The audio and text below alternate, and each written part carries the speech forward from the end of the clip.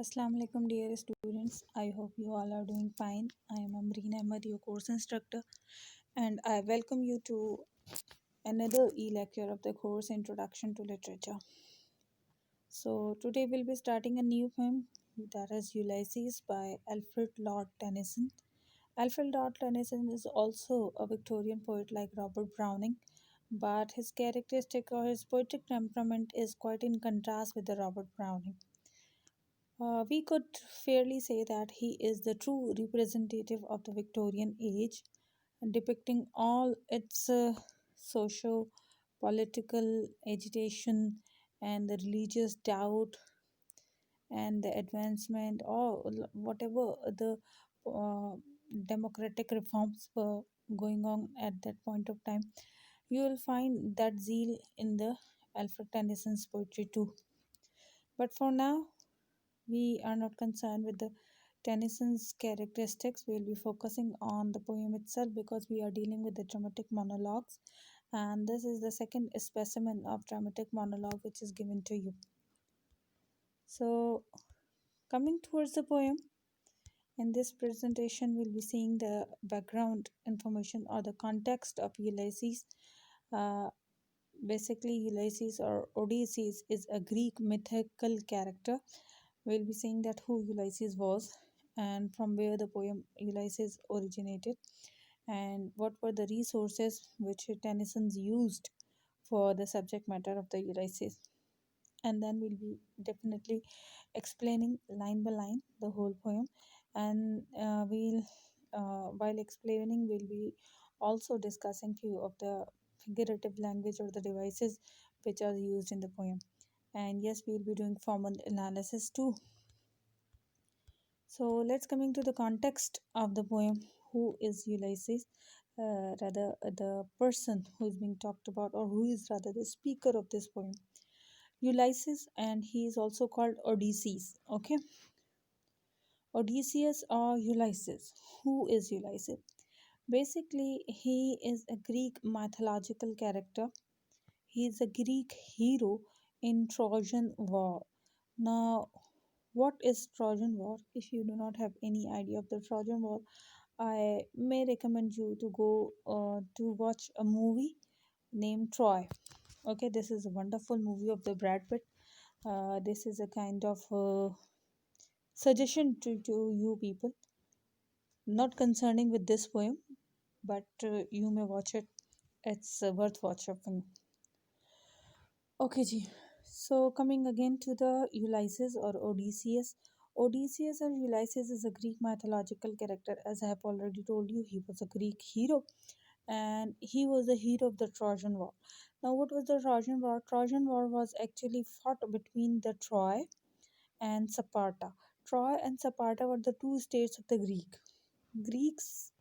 uh, uh, Greeks की two states थी, Troy and Sparta, and there started a war between them because Paris, the prince of Troy, he uh, eloped with the wife of Spartan king. Okay, he took his wife, he eloped from there, and he came to Troy. And just because, and the name of that wife was Helen. She is called Helen of Troy in history, and she is believed to be the most beautiful lady in the world. So, Ulysses or Odysseus, he took part in the Trojan War. He fought in Trojan War for about 10 years. Okay.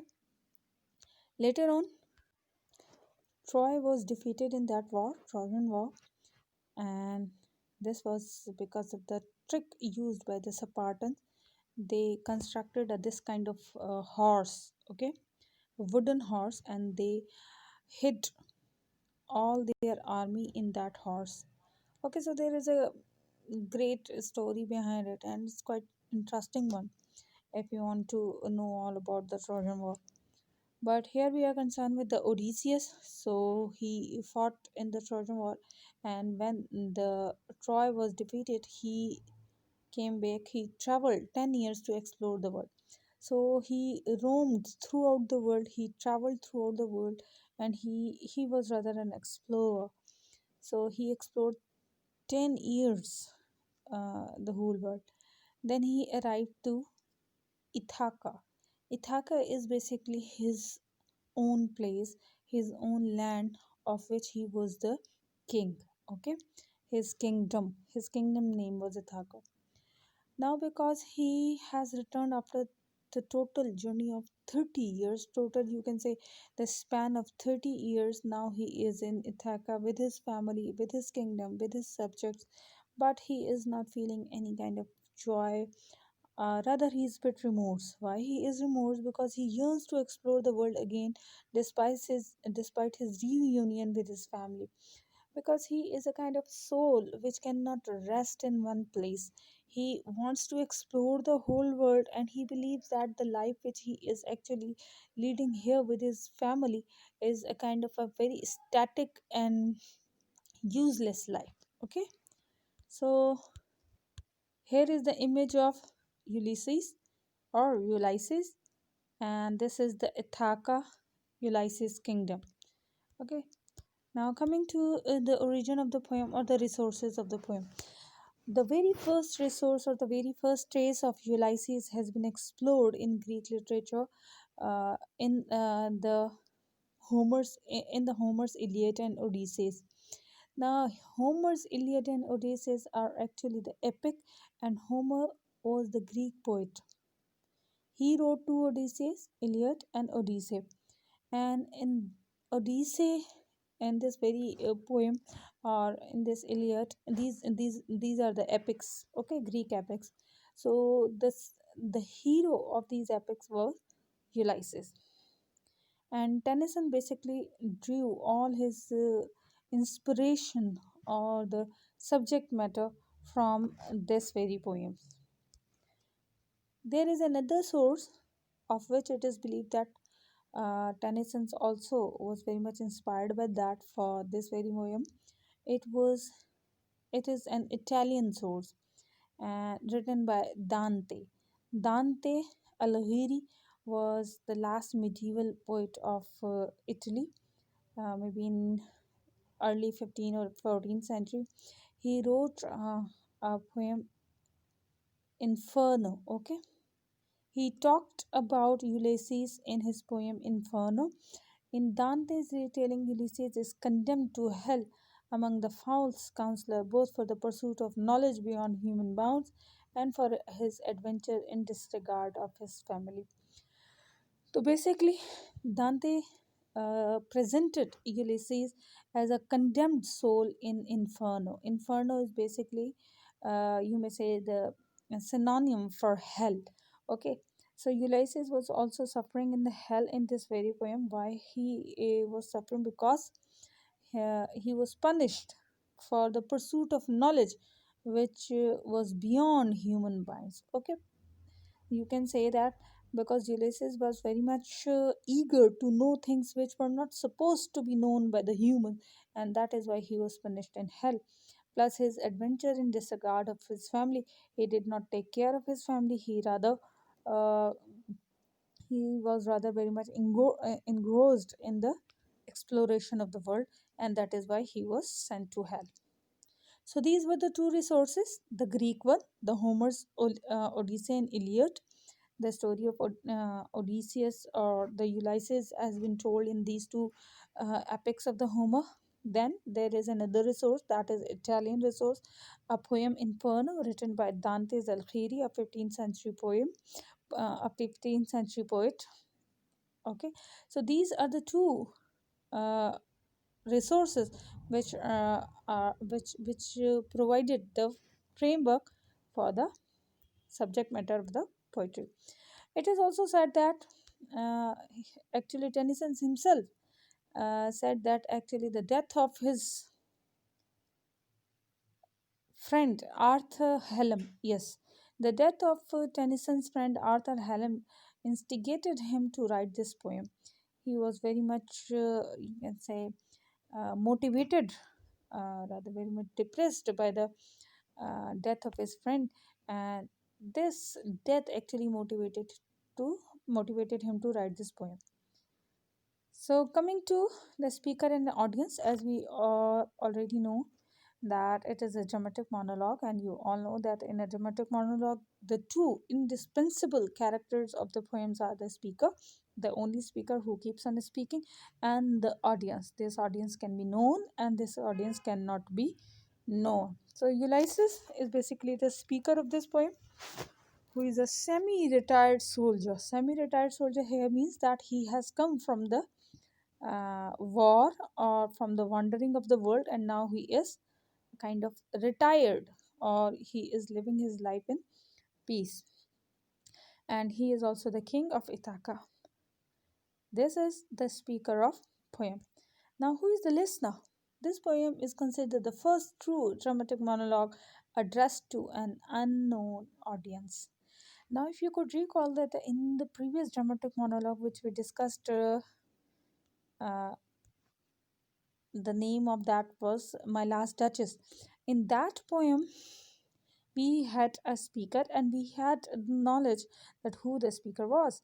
The speaker was actually the envoy or the ambassador of the count, and he was there to set the meeting.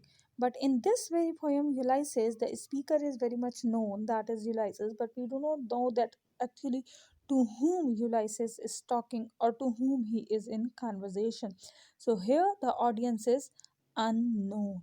Okay, so in this slide it is told that what dramatic monologue is, and I don't think that we have to discuss it very much, but yes, one thing you have to see that what is the difference between a monologue and a soliloquy. I think we have discussed this point in our previous lecture too, but let's uh, uh, recapitulate it briefly. Monologue differs from a soliloquy, which also has one speaker, because monologue is spoken to an audience that is a part of a situation as opposed to the audience in a theater. Soliloquy is also a speech by a single speaker in a drama, okay, but that speech is meant for the audience in theater. Now that audience who is in theater, and he that audience which is watching the drama, is not involved in the plot of the drama, okay, or in the story of the drama. But when monologue is concerned, whereas monologue is concerned, monologue speaker is talking to, or he is in conversation with an audience who is the part of that very situation. Got this? A dramatic monologue is identified by the fact that it resembles a conversation. Okay? While reading it, the style of telling or the style of speaking tells us that it is a conversation between the two parties in which you can only hear one person talking. The speaker seems clearly to be responding to someone, but that person or group does not actually speak in the poem. So, by any means we have a know-how, or we have a kind of clue that there is a listener, but identity of this listener could be known or could be unknown. Coming to the publication of the poem was published in 1830. It was written in 1833 and published in 1848. Ulysses was written soon after the Arthur Hallam's death. As I've already told you, that Arthur Hallam was very, you can say, very intimate friend of Tennyson. And in Tennyson's poetry, there is a strong influence of Arthur Hallam's and his death. And then he wrote a very famous poem or very famous elegy in memoriam, in memoriam, in the memory of Arthur Hallam's. So, this poem was also written right after the death of Arthur Hallam and gave my feeling about the need of going forward and braving the struggle of life perhaps more simply than anything in memoriam. This is a quotation by Tennyson. Okay, so Tennyson is saying that I have written this poem uh, after the death of Hallam, and I asserted this point that whatever the sufferings or whatever the ups and downs are in the life, the struggle of life should not be shunned or should not be stopped.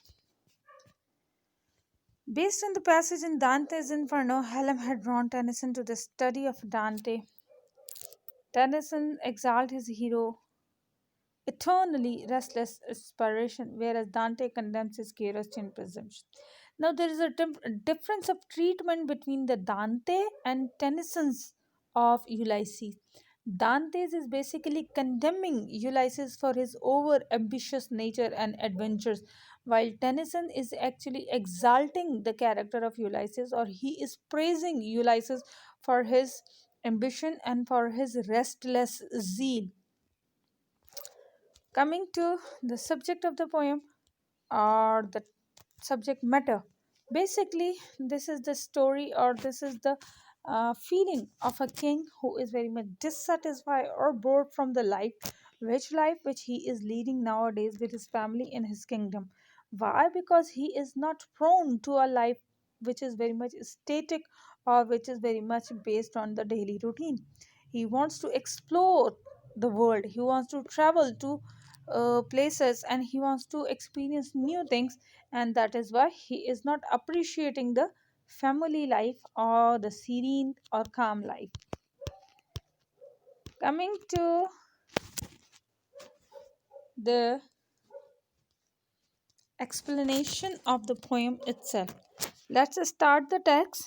We will do it line by line, and then we'll see that what the writer has to say. So let's start from line number 1 and to till line number 5.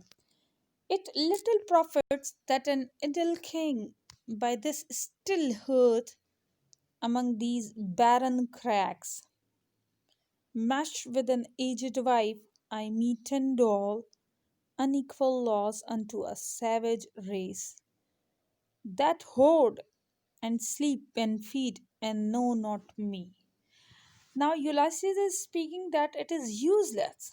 It it is of little profit. Little profit means it is useless that an idle king. He is saying himself as an idle or useless king. Why? Because he is there in the still hearth. Now, what's a hearth? Hearth is a fireplace. Fireplace within the house, which gives you a cozy, warm environment. And then he's saying that why it is so much useless here, because he is standing or he is living among these barren crags. Barrens means barren, unfertilized land. Or crags are the cliffs or the uh, small mountains. Okay, so he is in the second line. He is telling you about his land. His land is barren. He is calling it barren and full of cracks, meshed with an aged life. Now he is actually casting light on his family. So he is there in his very kingdom, and he is very much dissatisfied with this life. Why? Because he is there with a middle-aged wife. Okay, a kind of aged wife because he himself is aged. I meet and dole. Meet means do a lot or measure out. I mean, he has been completely worn out in giving the laws or in maintaining the kingdom affairs to the people, and he is portraying his people as savage race. Why savage race? Because these people are quite ordinary people, and that horde means the collection of the people, or even rather animals. Okay, so he is saying that that horde, they just know two things: they just sleep and eat, and know not me. They do not know that who I am and what kind of soul I have. I do not have any kind of alignment with my subjects. So, in this whole para, you can see in this whole stanza, it's not rather a stanza, in these lines, you can see that the dissatisfaction or the irritation of the Ulysses is very much discernible. Now, another very important thing which you have to consider, that two contrasting images are being drawn by the poet. See, when we talk about hearth or the fire in the house, a fireplace which give you warmth or which give you a cozy environment.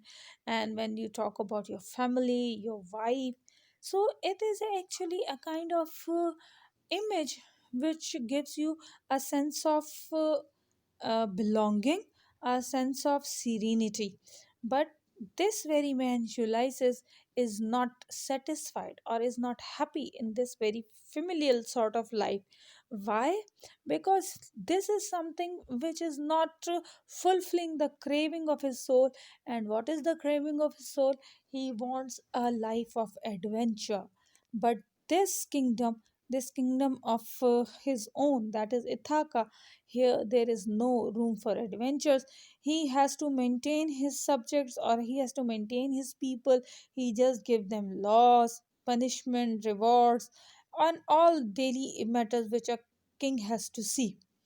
And these peoples are also not very much adventurous. They are just common people. They know nothing about the world beyond their place. They are a kind of horde. They just eat, they just sleep, they just get married, they produce children, and then they die.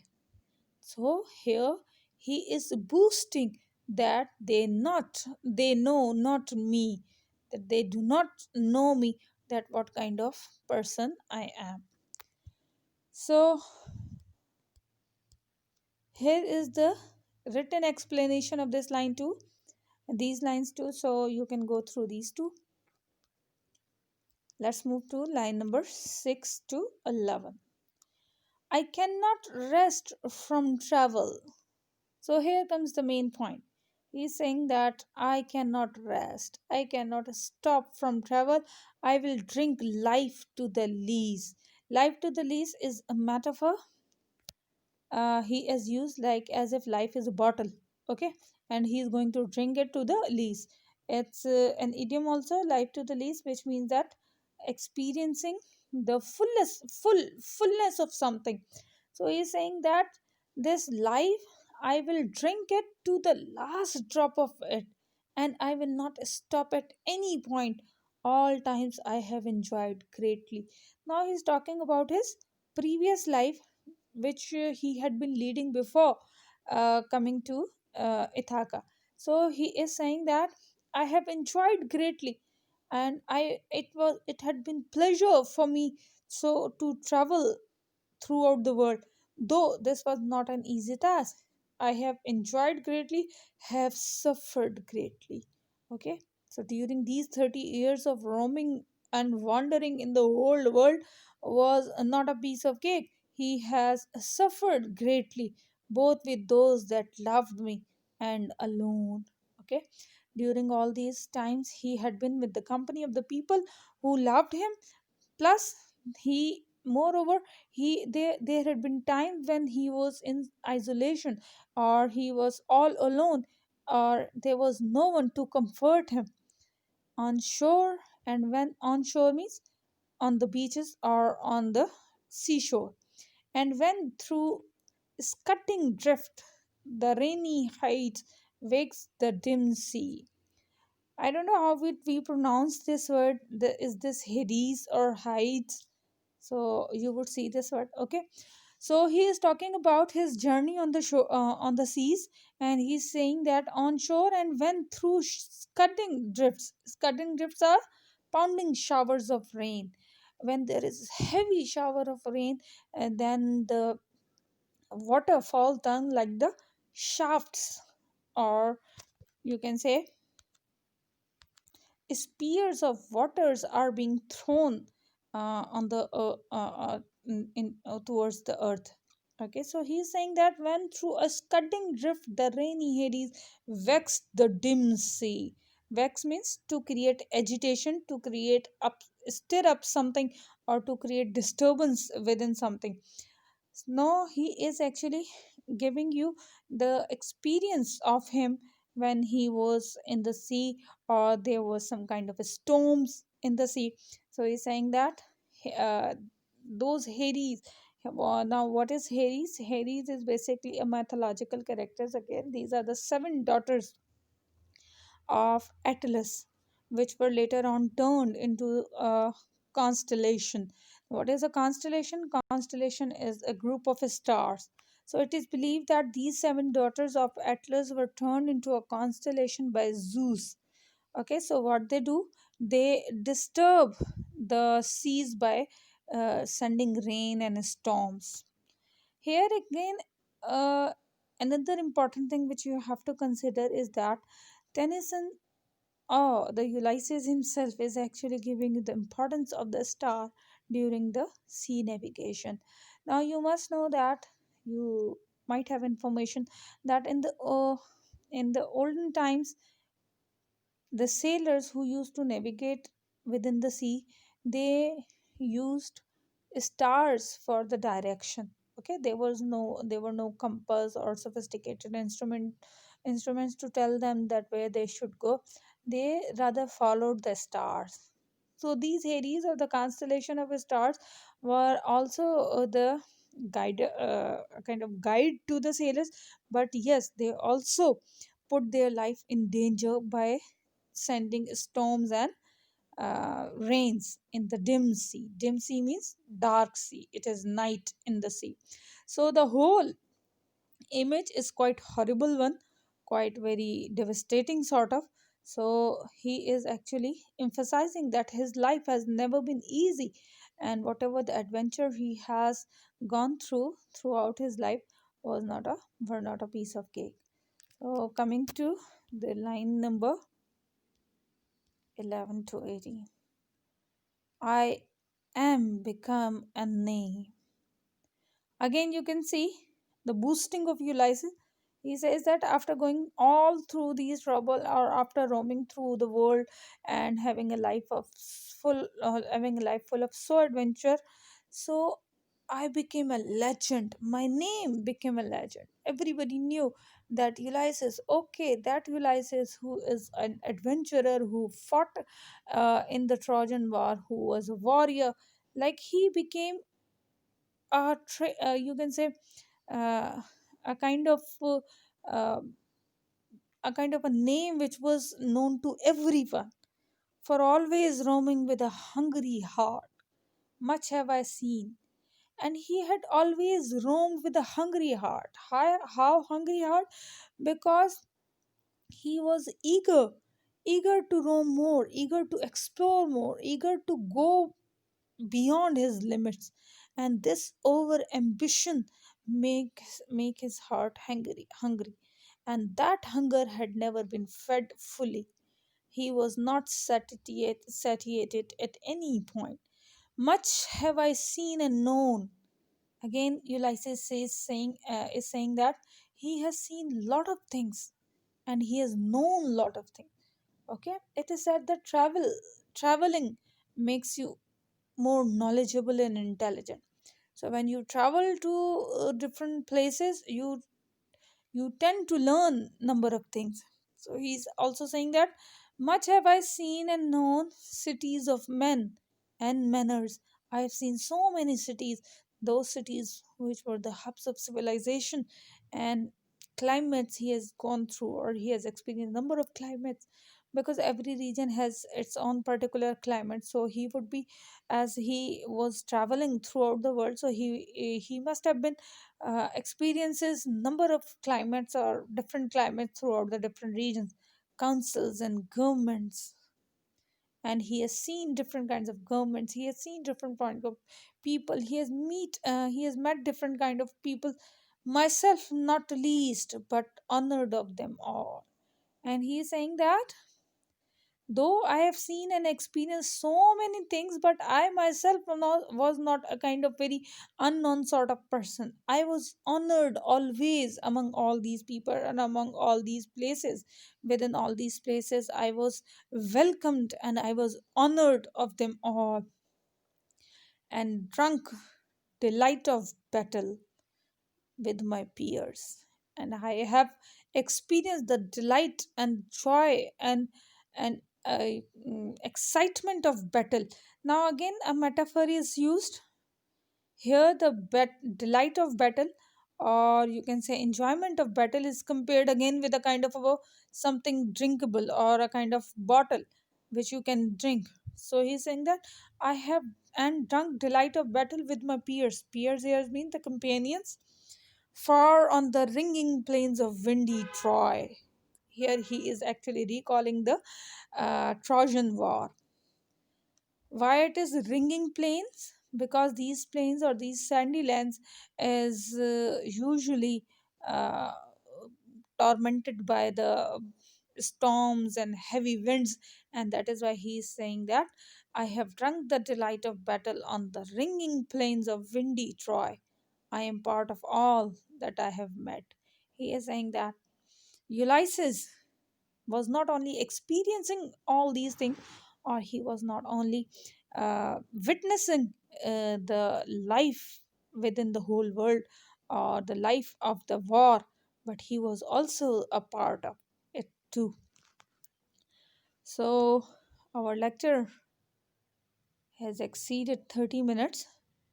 So let's stop it here. We will continue inshallah tomorrow. Until then, take care. Allah Hafiz.